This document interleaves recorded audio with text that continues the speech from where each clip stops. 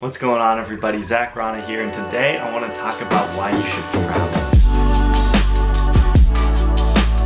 If you are new here, welcome. If you have watched some of my previous videos, you have seen that I have traveled a fair amount in the past few months, and I wanted to talk about why that is.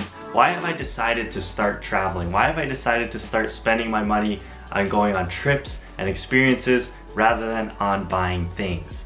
So we're gonna jump into it. The first thing is a sense of independence. Traveling has given me self-confidence. I've learned that I can do things. I can figure things out. I can go to a whole new country where a lot of people don't speak languages that I speak, and I can make my way around. I can figure things out.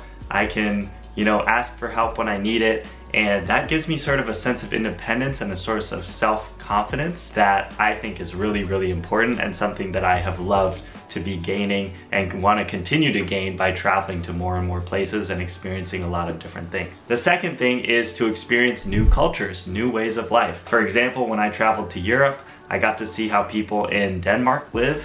They live completely different from us. They have completely different values from the ones that I grew up with in the US, where in the United States it's very self-centered, it's kind of like, I take care of myself, I take care of my family, and that's it.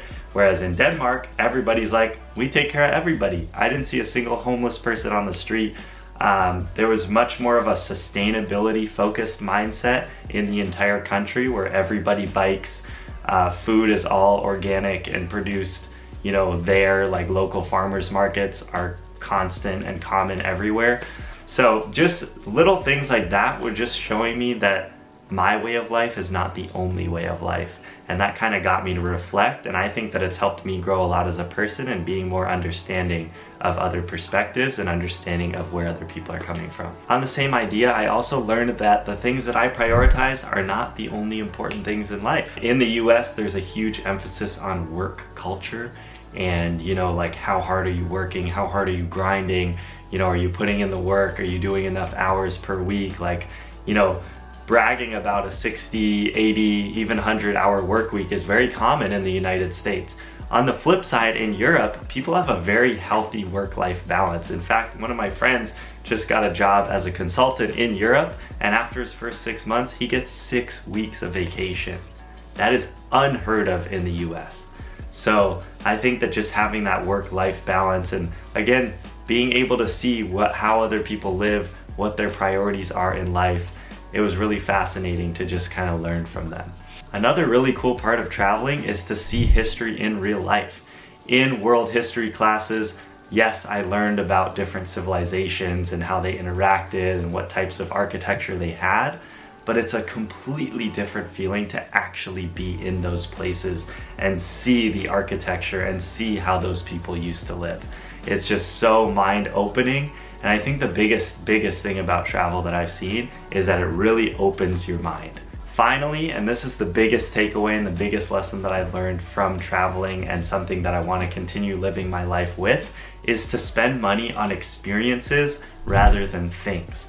Yes, I could spend most of my money and buy a nice car, or I could spend a big chunk of my money and buy, really fancy brand designer clothes. But I would rather spend that money on experiences. I would rather spend it on flights and on trying foods from different places and experiences and creating memories with my friends that I'm gonna have for the rest of my life. Something I've realized about material things is, like, yes, they give that, instant excitement of like having it, but then that excitement wears off very quickly. So to illustrate this point, let's try that again. To illustrate this point, let me show you my phone. This is an iPhone XR. I got it a few years ago. When I first got it, I was super excited. I was like, wow, this is so cool. For like maybe a week or two, like, I was so excited. I thought I was happy, right, that I had gotten it. In reality, it was just excitement, and excitement fades away very quickly. That was a big chunk of money, buying that phone. Granted, yes, I needed it, like, I use it daily, so I'm not upset at myself that I bought that.